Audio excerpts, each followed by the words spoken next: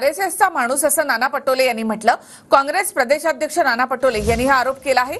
तर जयदीप आपटे राहुल गांधींचा माणूस मला कुणीतरी सांगितलं असं मंत्री सुधीर मुनगंटीवार यांनी म्हटलं आहे। आपटे राहुल गांधींचा माणूस आहे का ते तपासावं लागेल असं मुनगंटीवार म्हणाले।